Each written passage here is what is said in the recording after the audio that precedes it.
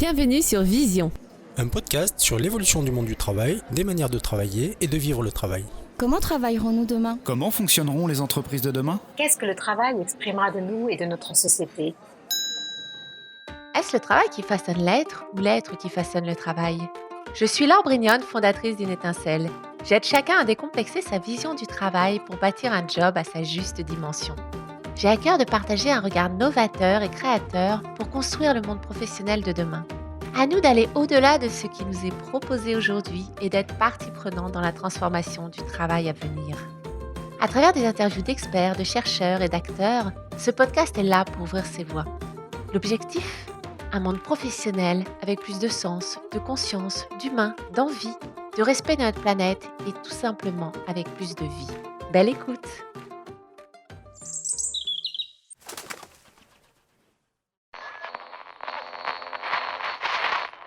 Comment j'imagine le monde du travail dans 15 ans?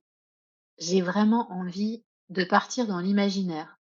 Tout comme j'ai beaucoup travaillé sur l'impact qu'a l'environnement sur nous dans le milieu hospitalier, en tant que patient, malade, mais aussi en tant que professionnel, je suis extrêmement sensible à comment on peut soutenir une énergie, une guérison, une relation avec l'environnement. Et comment j'aimerais que les choses soient dans 15 ans? J'ai envie de dire, pour moi, avant tout, j'ai ce, j'ai ce poème de Prévert qui revient avec les tables de multiplication. 2 et 2, 4, 4 et 4, 8, 8 et 8 font 16. J'avais du mal avec les chiffres et les multiplications. Mais à la fin du poème, les vitres redeviennent sable, l'encre redevient eau, les pupitres redeviennent arbres, la craie redevient falaise et le porte-plume redevient oiseau.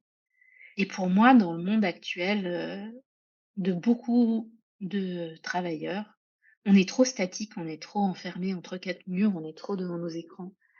Donc ce que je vois, dans 15 ans, c'est qu'on est davantage dehors et davantage en mouvement.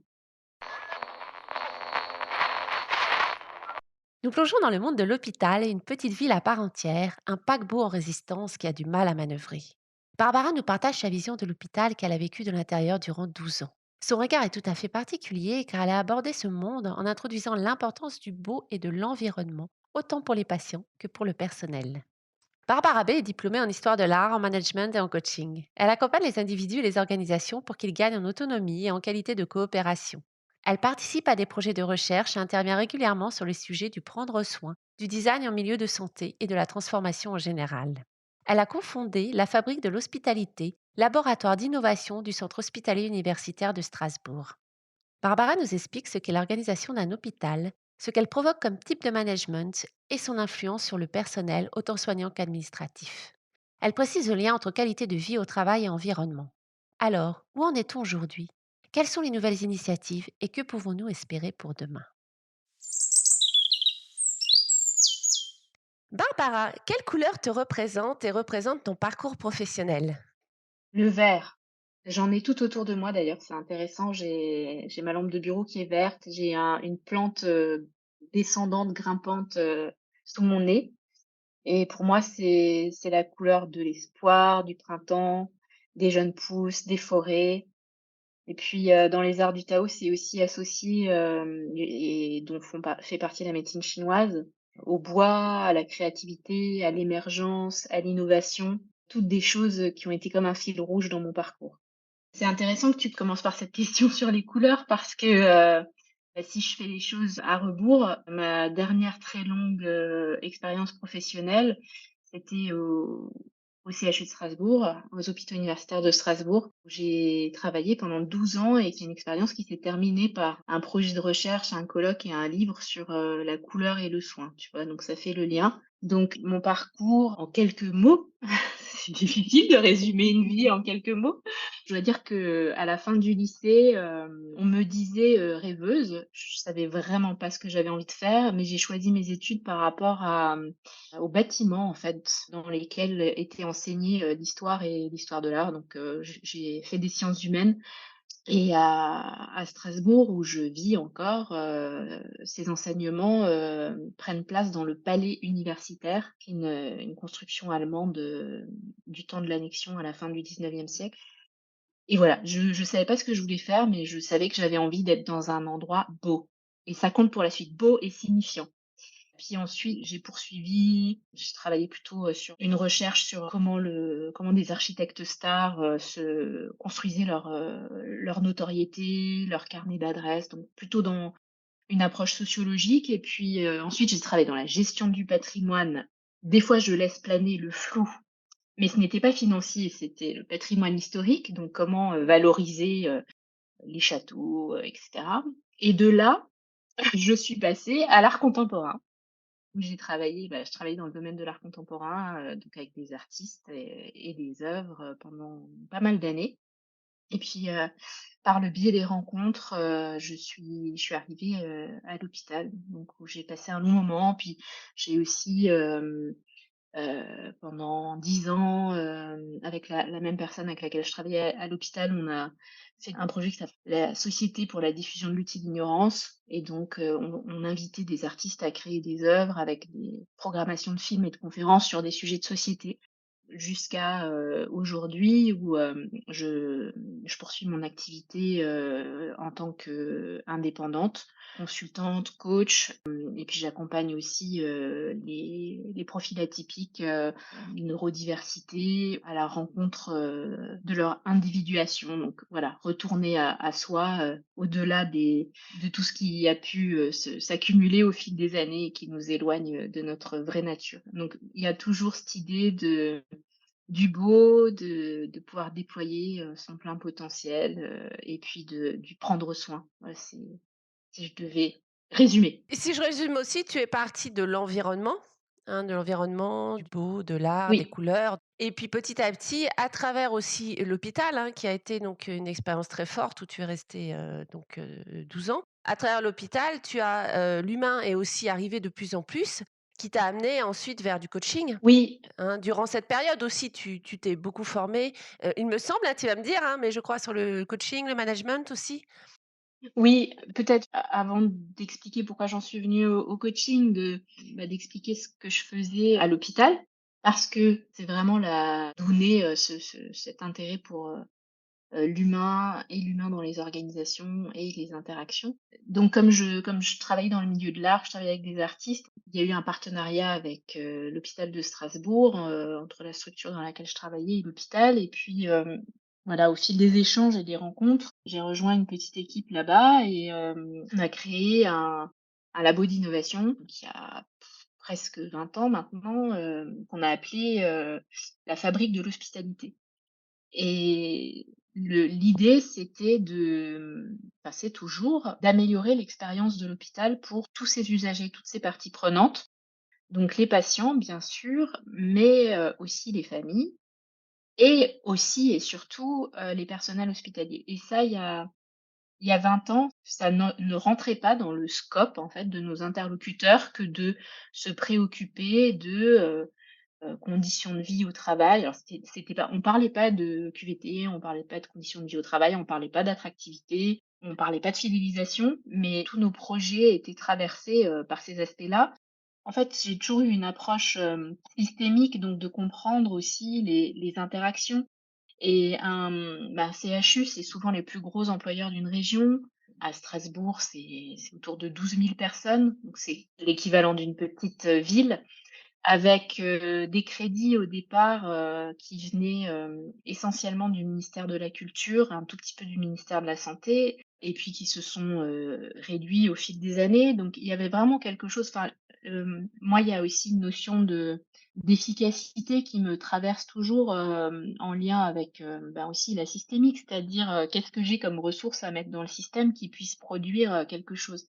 Et donc, ne travailler que à améliorer le séjour hospitalier, sachant que les patients, au fil des années, sont restés de moins en moins longtemps, les durées de séjour, diminuent, continuellement. Comment est-ce qu'on pouvait avoir cet impact d'améliorer l'expérience, hospitalière ça nous a paru assez évident que, les professionnels étaient, pas joliment dit, mais, notre levier, notre courroie de transmission, en fait.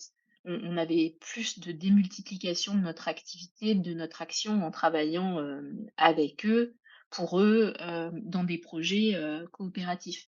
Et puis, de créer donc pour dire concrètement, des choses qui sont faites, à la Fabrique de l'Hospitalité, il y a eu beaucoup, beaucoup de travail, sur, les espaces du soin, les circulations, mais aussi les espaces de travail, les bureaux, et on s'est vraiment rendu compte, par l'expérience, tout ça a été très empirique, mais que c'était très peu pensé, en fait, les espaces.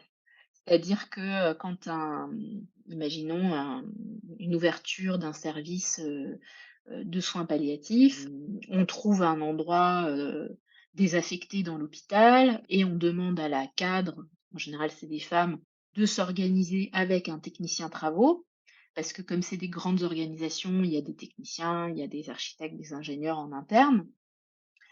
Et puis, après avec les capacités, personnelles de la cadre, d'associer plus ou moins les différentes parties prenantes, on décide, de la répartition, des espaces et des circulations, et puis on fait les travaux.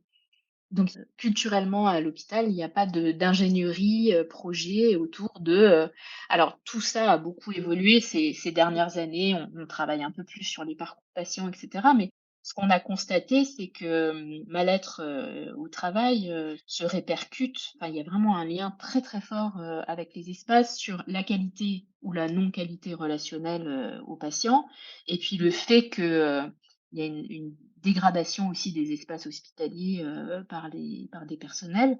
On l'a vu, voilà, selon les services, hein, ça dépend beaucoup du management aussi, mais quand on nettoie une chambre, qu'on sort un lit dans le couloir, qu'on manipule les chariots, il y a énormément de mouvements et de manipulations.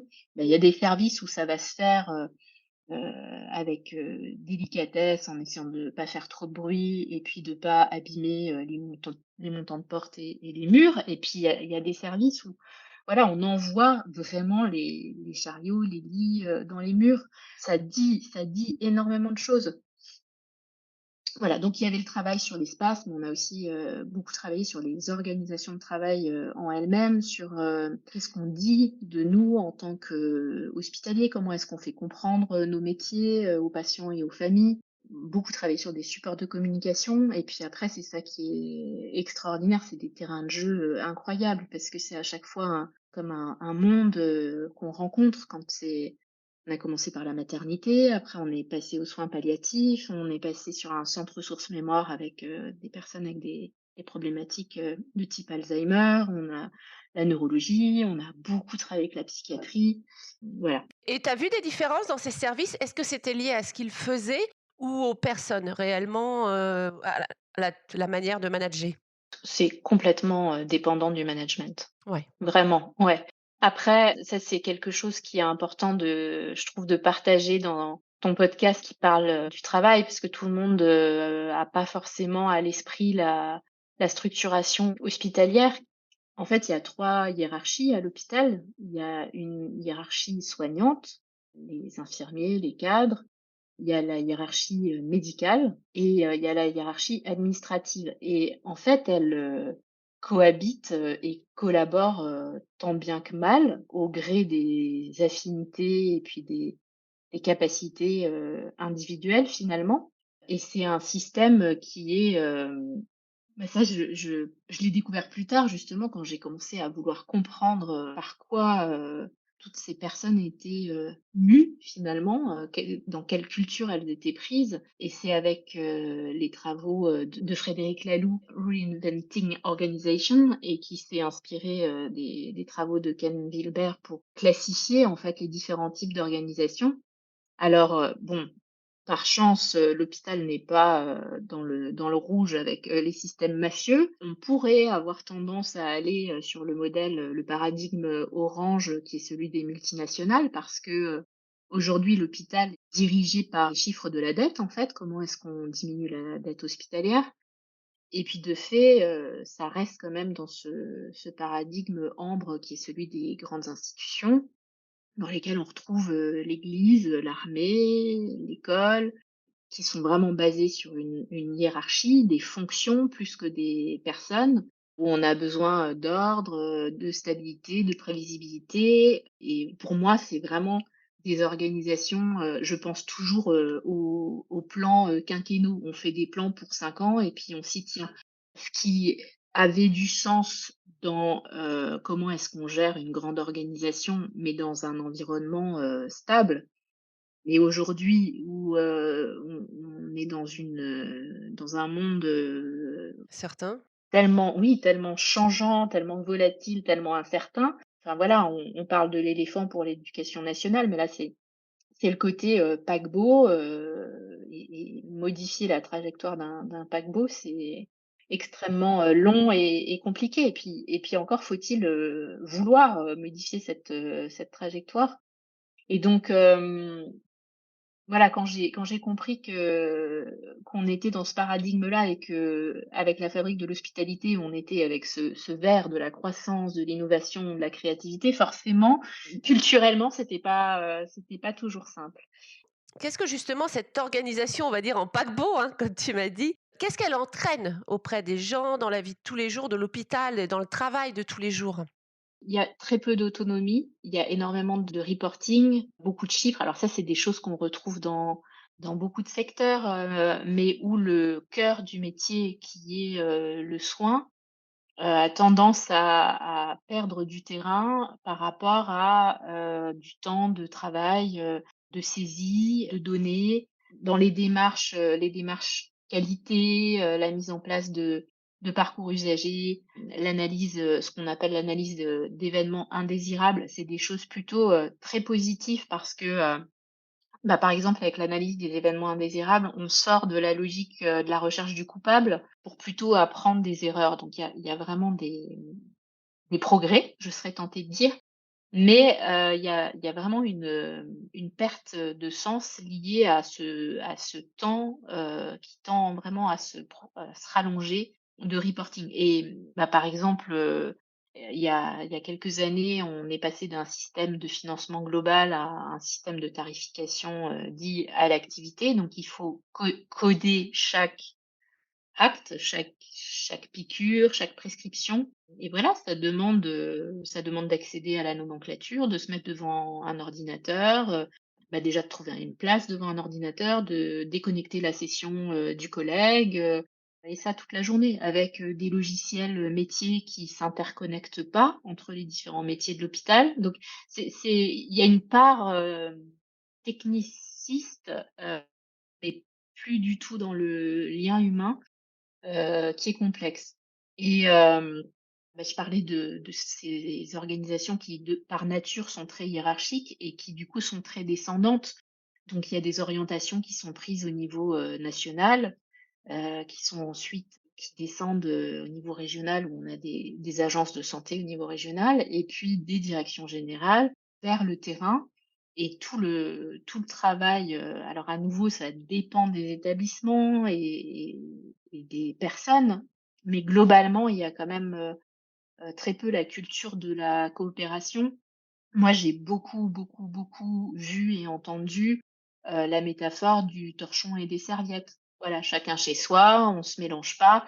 Alors, à tous les niveaux, c'est-à-dire, entre les différents métiers, mais aussi au sein d'un même métier. Il y a une réelle, hiérarchie, médicale. Le gériatre, c'est franchement pas génial. Le médecin hygiéniste, alors là, c'est vraiment, le fond du fond. Puis après, quand on va vers la chirurgie, alors bon, la chirurgie cardiaque, là, ça commence à être c'est un peu la classe, quoi.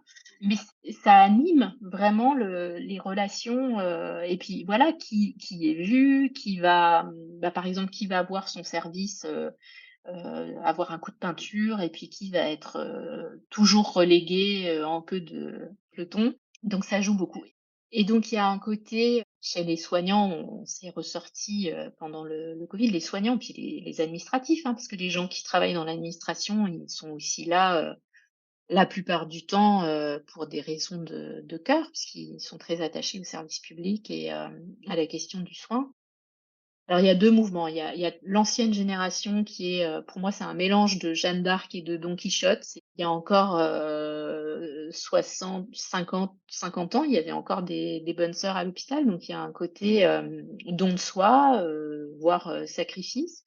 Bah, Don Quichotte parce que on se démène, et puis parfois on se noie et on sait plus à quel sens se vouer pour, faire bouger les choses.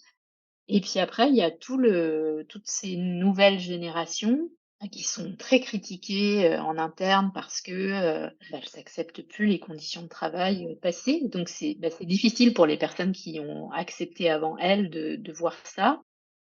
Très critiquées, parce que, manque d'engagement, manque de valeur, mais c'est des mouvements de balancier et moi, j'en suis arrivée à me dire que une des façons de faire, vaciller ce paquebot pour qu'il change de direction, ça passe par, le fait qu'il y a d'énormes problèmes de recrutement pour tous les métiers, de l'hôpital et qu'il va donc bien falloir à un moment, travailler sur, les conditions de vie au travail, l'attractivité et la fidélisation. Tout à fait. De plus en plus, hein, là, il y a déjà des grosses problématiques, hein. Voilà, mais après moi je crois enfin je suis quelqu'un de profondément optimiste, j'aimerais pas jouer les professeurs de désespoir et pourtant c'est un univers qui est, en profonde souffrance, vraiment. Aussi bien des aides-soignants, les brancardiers, les kinés, les diététiciens, les étudiants en médecine qui sont, livrés à eux-mêmes. Alors à nouveau, pas toujours, pas dans tous les services, mais culturellement quand même, c'est, vas-y, saute, dans la fournaise et débrouille-toi. Et les cadres, c'est un enfin moi je trouve que c'est des personnes, absolument incroyables, mais entre le marteau et l'enclume. Alors ils sont ou obèses ou anorexiques ou alors, les gens qui s'en sortent en fait sont des personnes qui ont une cultivation personnelle, qui sont arrivés avec, des choses dans leur besace ou de leur culture familiale ou parce qu'ils ont des pratiques, beaucoup de footing, ou de méditation. Ils ont une vie, spirituelle ou voilà, des implications, dans d'autres domaines qui font que ça, ils arrivent à avoir du recul, par rapport à ce dans quoi ils vivent. Mais il y a aussi un effet de miroir entre, la souffrance, des malades, enfin, c'est quand même un lieu de souffrance, c'est un lieu de mort aussi. On en parle très peu, mais les 3/4 de la population, décèdent, à l'hôpital et c'est un non-sujet, en fait. Voilà, on s'occupe du patient, puis, quand il est décédé, il est transféré dans une partie logistique qui est pourtant une partie où on accueille les patients. Puis quid des personnes, des professionnels qui se sont occupés de ce patient, puis de cette famille, parfois pendant plusieurs jours, voilà, tout ça est impensé, en fait, alors que c'est au cœur de l'activité. Et on voit totalement le lien dans ce que tu dis, je trouve, entre toute l'organisation humaine, hein, on va dire, parce que c'est vrai, c'est tout à fait une petite ville, hein. Il y a des acteurs très différents qui interviennent entre tous les services, entre tout ce parcours de la vie à la mort, hein, presque. Alors on espère en général que c'est de la vie à la vie quand on rentre à l'hôpital, mais effectivement, il y a aussi ce parcours-là et dans l'autre sens d'ailleurs, de la naissance, hein, donc on pourrait dire de la mort à la vie aussi. Donc il y a tout un cycle qui s'y déroule et on voit là aussi, je trouve, l'importance de l'environnement puisqu'on est si on reprend cette idée de petite ville, bah, évidemment, ce qui se dessine dans l'environnement dessine aussi les liens, les relations, comment ça va se passer entre les gens. Et là aussi, c'est à nouveau, individuel et pas culturel. C'est-à-dire que il va y avoir, des chefs de service, chefs ou chefeux, des cadres qui vont, avoir une attention à l'environnement, mais il y a très peu de culture par rapport à ça, en fait. Alors c'est un fait, et pour le coup, on a accueilli beaucoup de chercheurs pour, venir documenter et étudier, nos projets et l'impact sur les usagers. Donc de fait, l'environnement a un réel effet sur, notre niveau d'énergie, notre capacité, de convalescence, Ne serait-ce que, ne serait-ce, la lumière a un effet, très important et puis après des choses de l'ordre de l'ambiance qui sont un peu gazeuses, qui sont difficiles à définir, mais, c'est, le philosophe Bruce Begou qui a écrit là-dessus, sur l'ambiance. Je suis intervenue récemment, avant lui, auprès d'étudiants en médecine. Voilà, c'était super de partager ça, avec eux sur ce que nous fait l'ambiance et comment, de manière, plus ou moins consciente, on peut participer d'une ambiance et voilà et ça sur les relations entre collègues et comment, du coup la relation, avec le patient vont être, extrêmement, impactées. C'est quelque chose qui n'est pas pris en compte. Ce qui est pris en compte, c'est à nouveau, tyrannie de la norme, des budgets et de la norme donc alors pas pour les restructurations, là on fait, comme on peut, voilà, dans des bâtiments anciens ou moins anciens où il y a de l'amiante et où ça pose d'autres problèmes. Mais sur la construction, d'hôpitaux neufs, programmiste, qui donne la taille de chaque espace en fonction de son usage. Après c'est des projets qui sont longs, donc des fois le bâtiment est mis en œuvre 6, 7 ans plus tard, donc les usages ont changé. Puis surtout, dès le départ, les mètres carrés attribués de manière normative à chaque usage sont sous-évalués, mais pour des raisons, budgétaires. Mais après ce que je voudrais dire, je reviens à nouveau à la conscience, individuelle, c'est-à-dire que organisationnellement, culturellement dans ces organisations, on fait comme ça.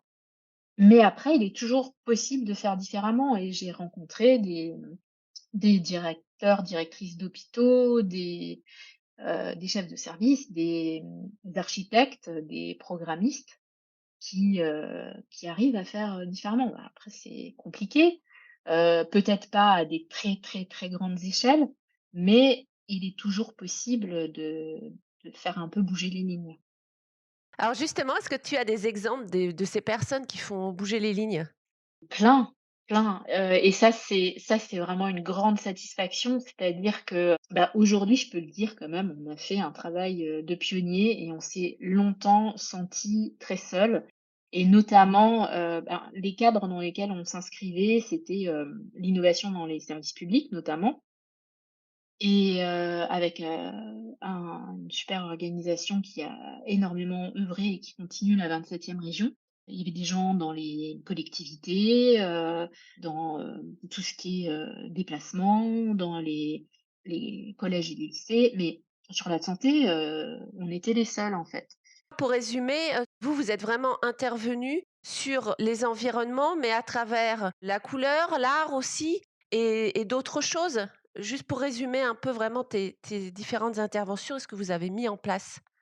Oui, l'idée, c'était d'améliorer l'expérience hospitalière et après on faisait feu de tout bois. C'est-à-dire que, c'était vraiment en fonction du contexte, des personnes qu'on avait en face de nous, de leurs besoins. Donc il y avait toujours cette partie, diagnostic, cette partie anthropologique aussi, d'aller comprendre la culture de l'autre ou les cultures, parce que souvent il y a télescopage et donc oui, on a fait intervenir beaucoup d'artistes, des photographes, des danseurs, des musiciens, des auteurs dramatiques, mais après on avait 2 designers, intégrés à l'équipe qui étaient, formés justement à l'usage, au design thinking. C'était vraiment par opportunité et vraiment la spécificité qu'on a eue et ça c'est quelque chose que je voudrais transmettre, c'est bien de faire des choses, mais il faut absolument les faire savoir et les partager.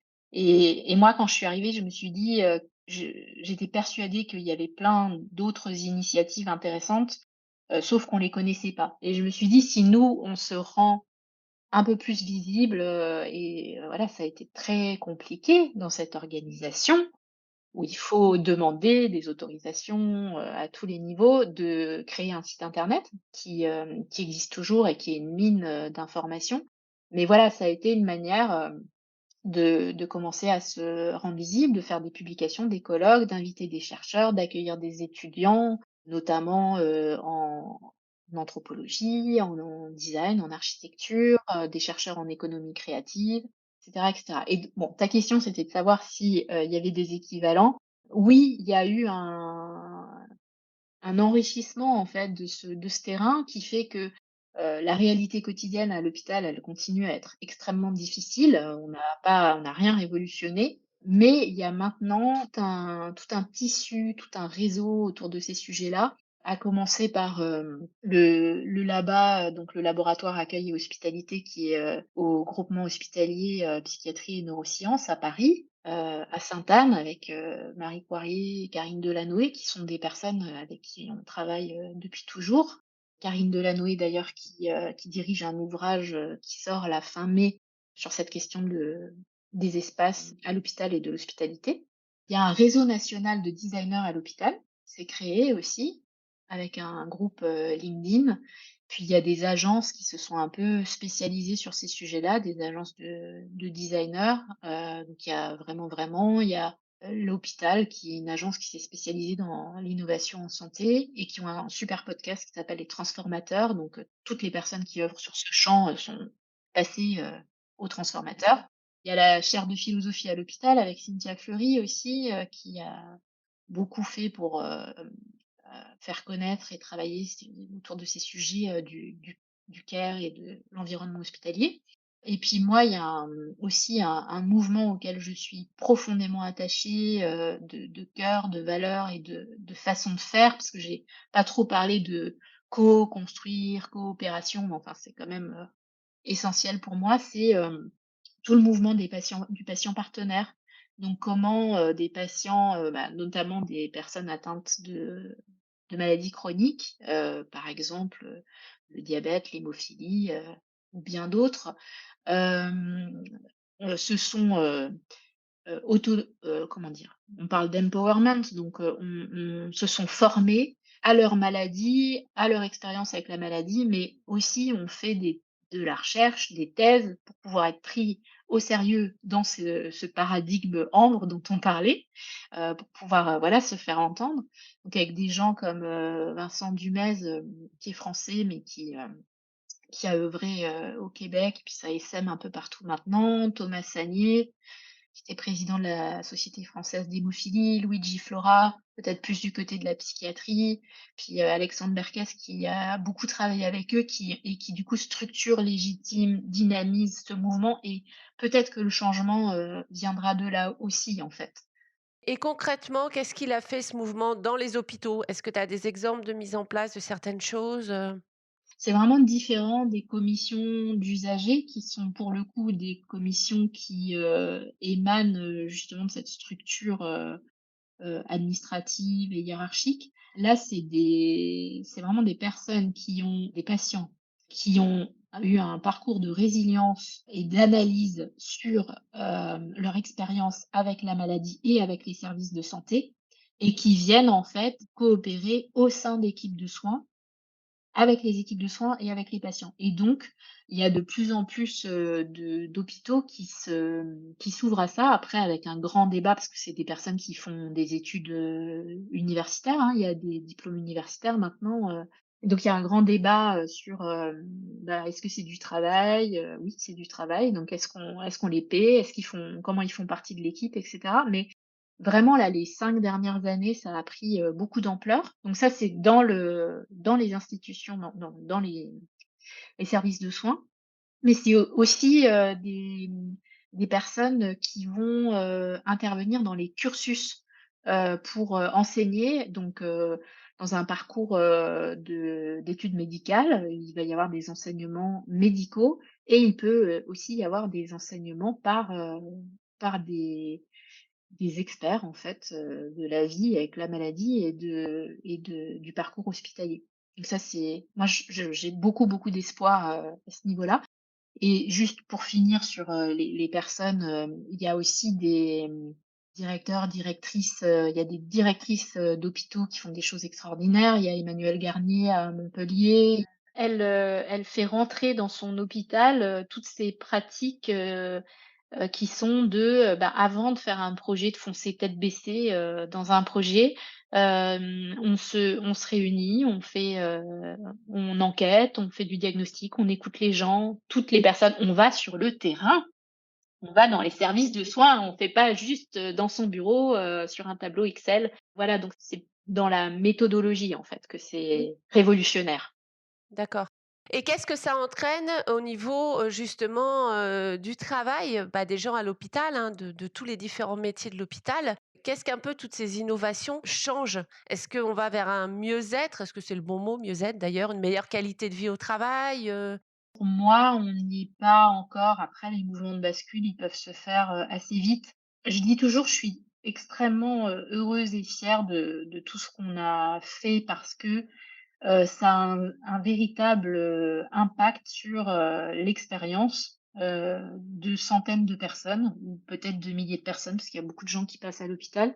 Notamment le travail sur les espaces qui, c'est comme un médicament à libération prolongée. C'est-à-dire que la maternité qu'on a faite il y a 15 ans, même si, les équipes ont changé, on a mis tellement de choses, quand je dis «on», c'est vraiment collectivement, hein, ce projet collectif. On y a mis, tellement de choses et aussi avec, la designer et l'artiste qui ont travaillé sur le projet, que ça, continue à agir sur, famille, les bébés, mais aussi, les personnels. Par contre, sur, la modification, l'évolution, des modalités de travail, pour l'instant, de ce que je vois, de ce que je lis aussi dans les revues, de gestion hospitalière, on est plutôt dans une contraction, réactive. C'est-à-dire que, ça résiste et que ça n'a jamais été, aussi, procédurier et sachant qu'il y a eu quand même, le covid où beaucoup d'équipes se sont auto-organisées et ont constaté qu'elles se débrouillaient très bien toutes seules et qu'ensuite il a fallu revenir, dans les clous. En fait, la vie quotidienne à l'hôpital, c'est des avalanches, de mails, des boîtes mails qui explosent parce que, il faut demander un accord pour tout à 10 personnes et puis qu'on se protège avec, des mails, parapluies et puis, voilà, donc pour l'instant, c'est en restriction.